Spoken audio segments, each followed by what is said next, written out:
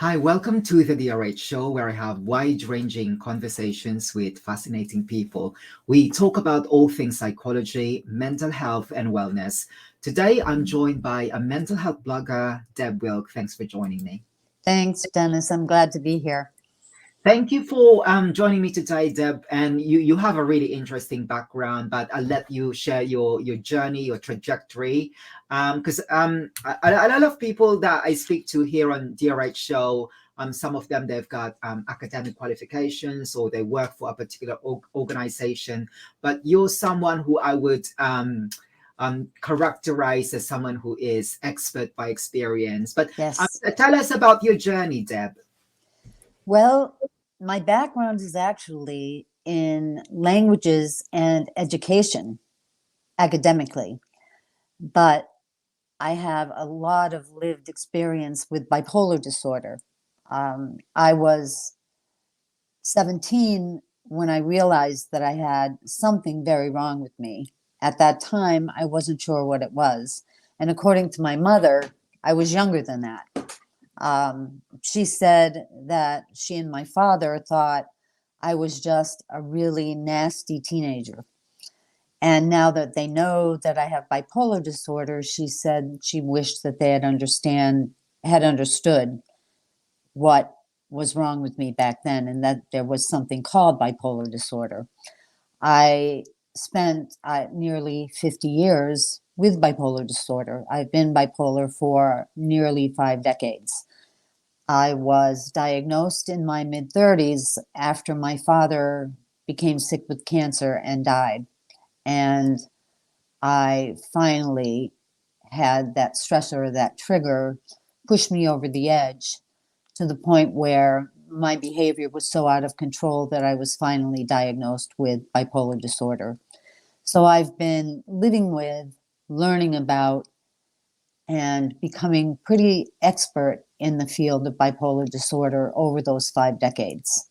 Absolutely. And for those who are not, for some people who are not familiar with the term bipolar disorder, can we just step back a bit and just, describe to us what's the condition is like? It's a condition, it's a mood disorder where daily life can be really impacted negatively. There's a real impact on energy, activity levels, mood. There are wild swings between highs and lows in mood, but it's not like a normal person's uh, issue with moods of high and low, because there are great periods of time where you're having that issue with a high or a low. They can last for days, they can last for weeks, they can last for even months. There are periods in between.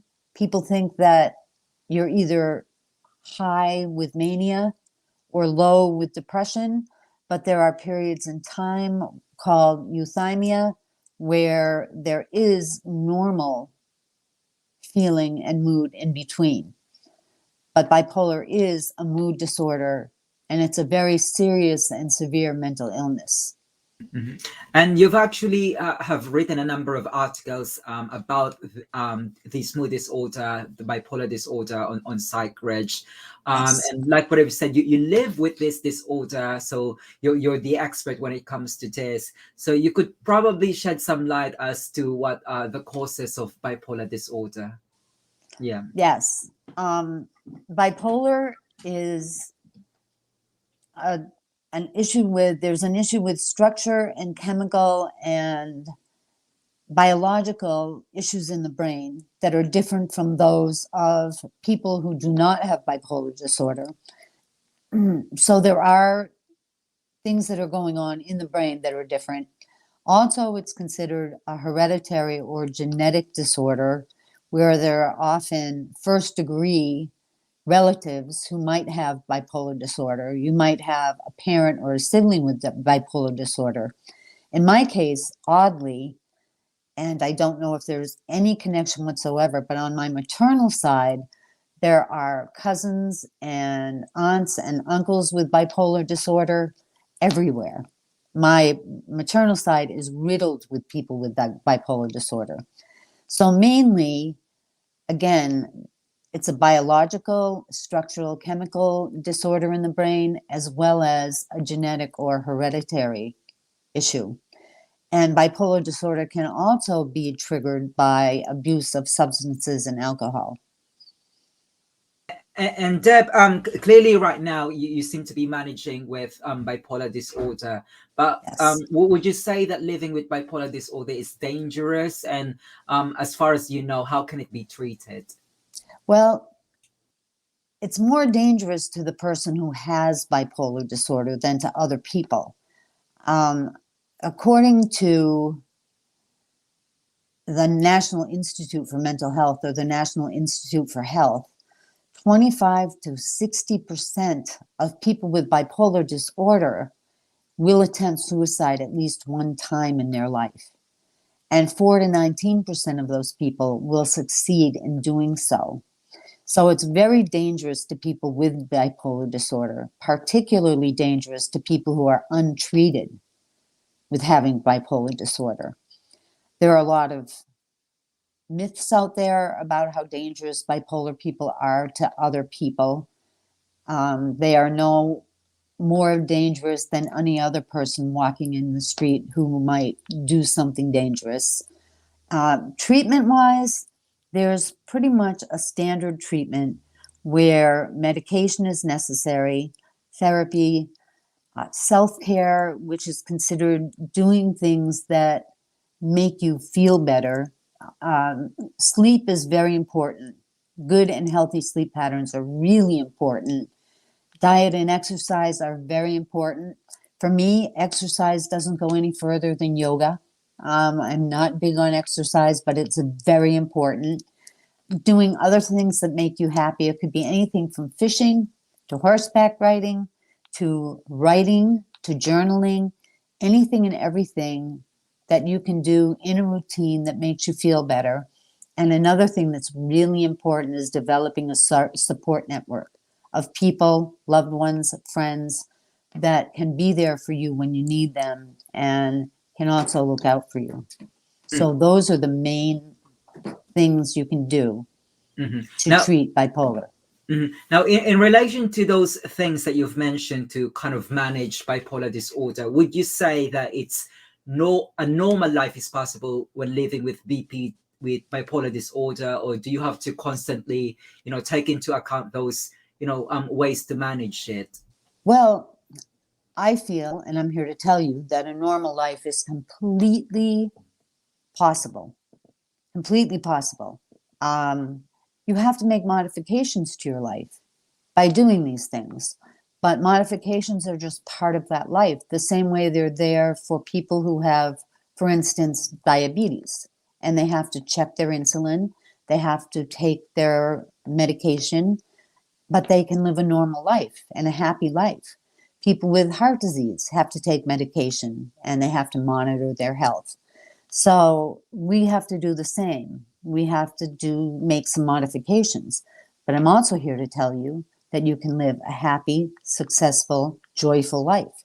And there are many, many bipolar people living out there with happy and successful lives who've lived fully. And there are a lot of obviously noteworthy people out there living with very successful lives. And you can see my black hat over my shoulder.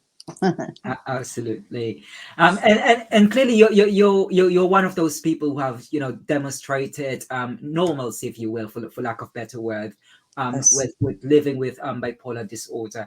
Now, Deb, earlier you mentioned that the National Institute of Mental Health, and you also wrote an article for PsychRich. But other than those resources, would you be able to recommend a good website or a book, perhaps, for those who Yes. want to learn more about BPD? Yes. Yes. The National Institute for Mental Health is a great place to go. So is NAMI, which is the National Alliance for Mental Illness. In the UK, a website I've gone to that I think is really helpful. I hope in the UK you think the same thing, but it's called Bipolar UK. The World Health Organization is another great place to go. And I'll tell you, there are two books that I absolutely love. And one is An Unquiet Mind by Kay Redfield Jamison. For me, it's the gold standard of all books on bipolar disorder. It saved my life reading that book when I became diagnosed with bipolar disorder. That book has highlights and stars with pens all through it for me. It saved my mother's life because she had a hard time accepting my diagnosis at first. And giving her that book was really helpful. It helped her accept that. And then there's one more book called Loving Someone with Bipolar Disorder. It's by Julie Fast and John Preston. And it's for partners and loved ones and friends, anybody who loves and cares about someone who has bipolar disorder. So there are a lot of resources out there. Like we'd have said, these are really instrumental books, not just for yourself, but also for your loved ones. So yes, what I'll do is I'll pop in the link to those books. So for anyone who's, on the same journey as you, they could also benefit from those books that you've mentioned, and also from those resources that you've mentioned. Now, Deb, as you mentioned earlier, this has become like your core advocacy. You write a number of things about bipolar disorder, and you also talk a lot about this topic. But I suppose your main platform for disseminating information about BPD is through your blog. So yes. tell us more about your blog. How did you find starting a blog? Because I'm also a blogger myself, so I'm interested to hear your story. I know you are. Yeah. And how was it like when you launched your blog? It was terrific. I had an increasing urge that became unbearable. It was so strong to talk about bipolar disorder, to share my own stories, because I wanted, the teacher in me was still there. I have a background as a teacher, as I said, and teachers never die. To me, teaching is not a career. It is who you are inside. So the urge to get out there and help people with bipolar disorder, help their loved ones, help people who were like me at 17, distraught and not knowing what was wrong with them and wanting to find out, was there. That urge got stronger and stronger and stronger to the point where I couldn't ignore it anymore. And I didn't know what to do with it. So I looked up blogging and I figured out what blogging was. And my technically brilliant grandson helped me put together a blog site, and I began telling my personal stories from being untreated with bipolar disorder to getting through that and being treated. And I used my own voice. I try to use a little bit of wit and a little bit of humor, and tell not only my own stories, but for instance, my husband has told some stories that are really gritty about being married to me as an untreated bipolar. And I also give a lot of information about what bipolar is and what it's like to live with bipolar disorder from a technical and a scientific state or point of view. And this, what you're actually doing is really commendable, because it's really hard to, to kind of open up yourself to, you don't know who's going to read your blog. So I was just wondering, Deb, are people able to put comments on your blog? And if so, how does that affect you when you read comments that you were not kind of expecting? That's a good question. Mm-hmm. People are able to put comments in my blog. And I welcome that. I really welcome it. And I love replying to those comments. There have been a couple of comments in particular that were really stigmatizing and really shocking. I had one person tell me that I was a fake. I was faking, and that I won't even use the terminology or the words they used, but it was pretty hurtful, and it was pretty severe. The comment was pretty severe, and it was very hurtful. I've had people wish God to grant mercy on my soul, which was also pretty hurtful, and pretty shocking. Mostly the comments are very supporting and very loving. And a lot of them are reacting very positively to the stories that are told. But there have been some surprising comments. And when I just want to share something to you, because when I started PsychReg, um, I started with a blog that is also open for comments. But when I started publishing about mental health stories, and I felt that it was unfair for people to receive, comments, especially like, not so good comments. That's the reason why as you probably noticed now when you submitted articles on PsychRich, that I don't open comments. But I really admire you for handling that very well, especially when as you've said, there's some unpleasant comments that you would be receiving. So with that in mind, for anyone who's listening and who wants to follow your footsteps when it comes to blogging, do you have any tips, whether it be technical or just from a personal standpoint? What would be your tips for those people who's not sure whether to start their own bipolar blog? Well, from a personal standpoint, I would say if you really want to start a blog, start a blog. If you feel anything like I felt and you want to share your voice, you want to share your experiences, then I think that you should take a look at what blogging is. I had to do that. Decide what voice you want to project and what kinds of stories you want to share, because you do have to realize you're going to be opening yourself up. Before I started blogging, nobody except my immediate family on my side, my in-laws didn't know I was bipolar, only my own family. So you have to decide, do you want to open yourself up to that? And if you do, then there are lots of blogging platforms that will help you set up a website.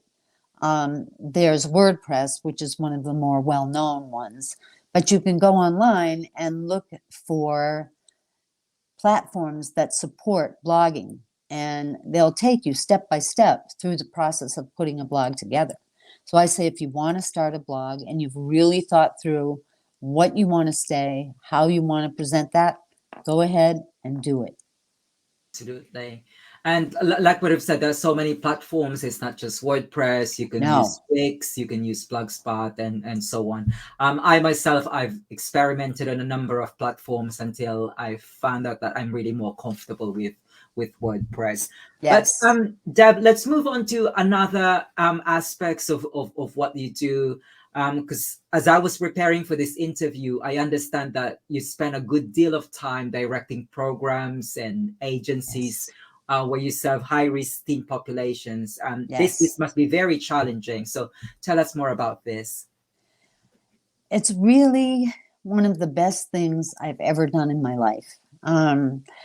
It's really funny how it started out, because I saw an advertisement for a YWCA in the inner city for a director of teen services, which actually was directing a program for pregnant and parenting teens.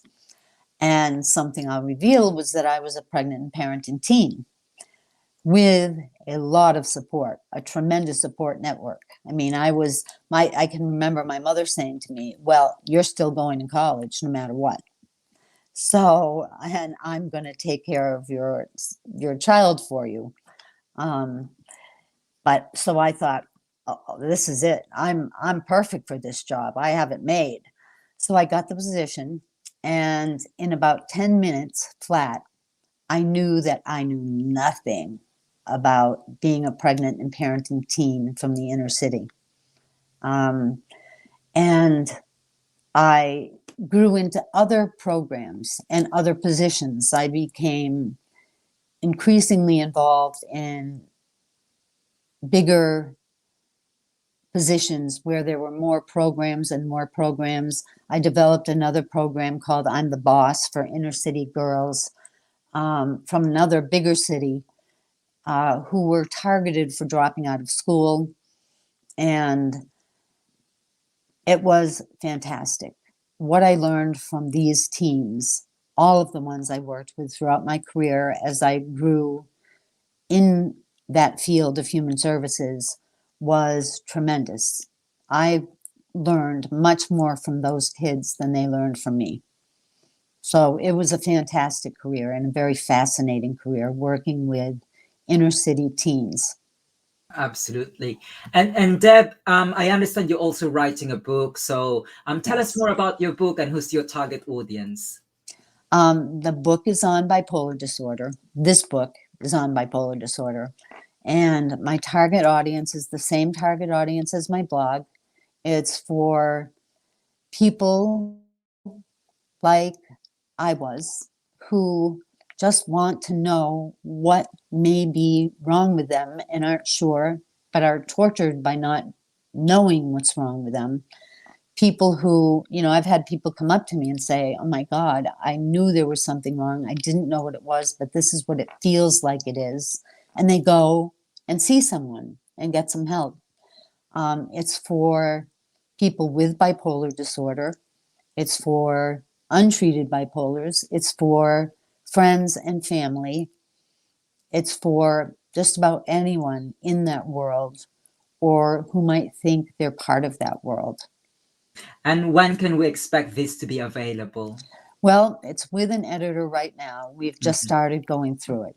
Okay, okay. So for anyone who wants to follow any update on your book, I presume this would be announced on your website. So just Yes, I'll pop that into your website. So for anyone who I wants will. to, yeah, I'll follow do your, that.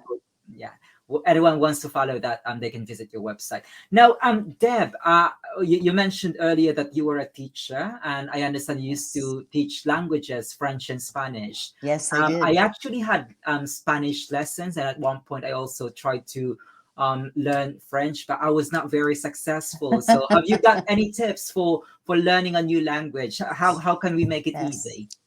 Well, first of all, I get that statement from so many people who tell me they've tried and haven't been successful. Um, to me, immersion is the way you need to learn a language.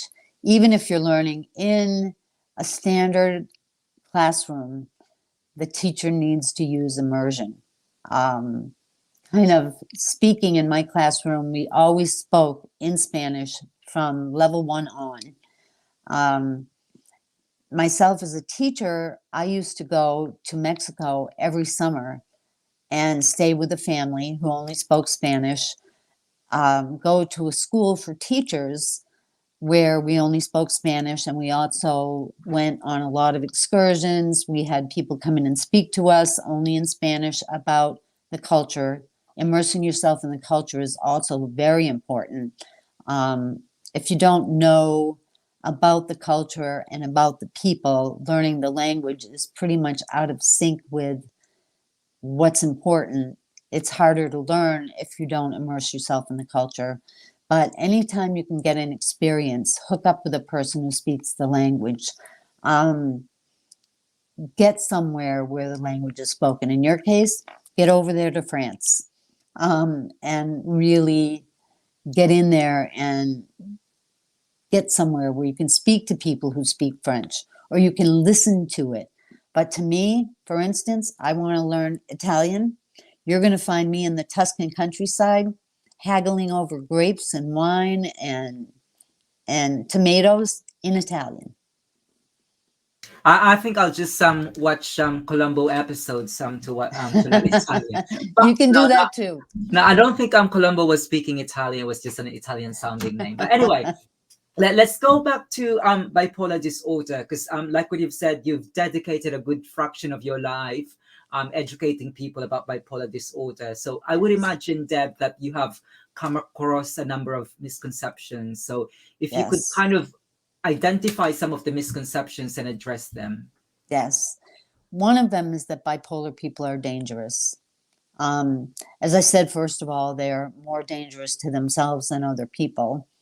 And there's a misconception, for instance, that your neighbor next door might be crazy or dangerous if they're a bipolar person, or they might be found sitting on top of the roof or toting a gun. Unfortunately, because there have been some stories that have portrayed that. And you're no more likely to find that happening than finding that happening with any other, quote, normal person out there. So that's a misconception, because there are plenty of us walking around who are completely fine and never, ever prone to doing such a thing. Another misconception is that bipolar disorder is curable through diet and exercise, which is unfortunately absolutely not the case. Good diet and getting exercise is an important part of a bipolar person's self-care plan. It's important, but it's not a cure. As I was accused of being, there's a misconception out there that some people are faking bipolar disorder. I mean, who would fake it? Who would want to be bipolar if they were not bipolar? So that's another misconception. There's another misconception that bipolar people are always either manic or depressed. And that's not true either. There are potentially long periods of time in between one episode or another where bipolar people are completely feeling normal feelings and having a normal life. That's called euthymia, where there is normal period in between. And one more that I'll talk about is that mania is fun. And I'm here to tell you, mania is not fun, because either there are different ways to experience mania, but one way is that you're irritable and angry, and that is not fun. To be irritable and angry and feeling really negative feelings on a very high level. And another way of feeling mania is feeling euphoric and having racing thoughts and racing speech and thinking that you are, the most knowledgeable and creative person on the face of the earth. But when everything is racing, there's bound to be a crash, and that's not okay. And that doesn't feel okay. That feels terrible. So those are some of the many misconceptions about people with bipolar disorder, or about the disorder itself. Now, I think, Deb, one of the key takeaways from what you said is that, we can read it from those resources that you've mentioned earlier, from the National Institute of Mental Health, from NAMI, and from WHO. But hearing it from someone who's actually lived with those symptoms, it's really more, it really opens your minds about the misconceptions that we hear about bipolar disorder, and it's not really an easy condition. So thank you for highlighting those misconceptions and how we could kind of restructure what we think about this mood disorder. But on a lighter note, Deb, because you've done a lot of work, you're a mental health advocate, you're an author, and you're also working with teenagers, and you're also a language teacher. But what would you say the highlights of your career so far? Well, this is one. This is the newest one. It's exciting to be here. There was one other one that was really cool. When I was working on the program I had developed called I'm the Boss, with the girls who were targeted for dropping out of school. Then Senator John Kerry, who went on to be the, oh my God, I'm forgetting now, the Secretary of State for the United States, came and spent some time with us and shadowed our program and talked to the girls, because he had heard about the program and loved the idea of it. So he came and spent a day with us. That was a highlight. But I'll be honest with you, everything has been a highlight. Being able to teach kids who I love was wonderful. They just were, a lot of them came to me with problems and issues that they had, and it was great to be able to work with them through those things. working with high-risk teens and children's and families was also great because they taught me far more than I ever taught them. And now doing this with blogging and with working in this field and talking about bipolar disorder and helping people feel better about themselves or feel that they're not alone, and helping people say, gee, maybe this is what's going on with me. Maybe I can get some help, has been another real accomplishment for me. Absolutely. And like you've said, that there's so many highlights in your career, but thank you for considering being on the DRH show as one of the highlights of your career. I'm Thank really you. glad when you said that. Well, Um, I'm really thrilled to be here. Thank you. Thank you, Deb. Now, I just want to touch about what you mentioned earlier, because you mentioned some good resources, some good books who have been instrumental for you and for your loved ones. But is there a particular individual who has the greatest influence to your work? Well, I have to mention my mother, my father, and my husband, because they think I can do no wrong. They think that, I mean, my dad isn't here anymore, but I know he's up there, just urging me on and thinking I'm doing great. My mother thinks that I'm just the best at everything I do. So does my husband. Professionally, again, it's Kay Redfield Jameson, who wrote An Unquiet Mind. She was a tremendous influence on me and really had a lot to do with my wanting to get out there and spread the word and share the stories the way she did. Though I'm no Redfield Jameson, but she was a tremendous influence on my wanting to do the same thing. Now, Deb, we're already approaching the end of this interview, but what would you say are the big message from Deb Wilk after this half an hour that we've been talking? What's your key message? My key message is that you can absolutely live a terrific life.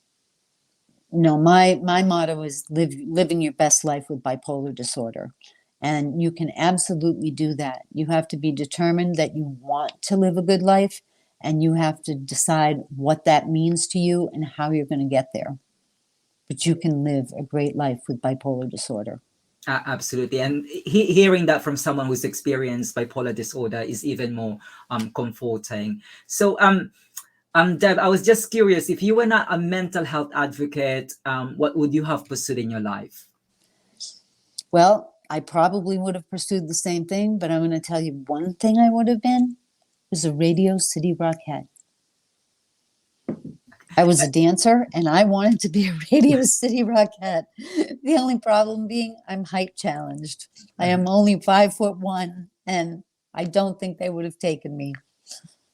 But I would have done what I'm doing, other than being a Radio City Rockette. Brilliant. And finally, Deb, tell us what else is in the pipeline aside from your book. Is there any upcoming article on your blog? And if people wanted to reach out to you, remind us of your website. Well, first of all, there's another book in the pipeline, but it's totally different than this. It's called The Cottage at Clover Hill. It's about to go to a publisher, and it's a children's book. It's a children's book, so it's very different than the book I'm working on now. I'm still blogging away, and people can get in touch with me through the blog, which is all lowercase letters, livingbipolar.blog. They can get through to me also on Twitter. And at Twitter, I have to look this up. I can't believe it because I'm nervous. At Twitter, it's capital L living, capital B bipolar _ And then I have a Facebook page, which is all lowercase letters, Living BP Deb. So those are the ways that people can get in touch with me. And I'm happy to have anybody and everybody get in touch with me. Brilliant. So I'll pop all those shiny links to your social media Thank you. channels and also to your website so people can get in touch with you directly. And you mentioned about those two books. So probably in the future, when those books are already available, we could chat more in greater detail about those books. I'll be happy to have you again here on the DRH show. Oh, that's great, Dennis. I'd be Yeah. happy to be there. Yeah, but for now, Deb, it's a pleasure having you here on the DRH show. But unfortunately, time is against us. And I look forward to hearing more about your work and happy blogging. Thank you. Thank you, Dennis. And same to you.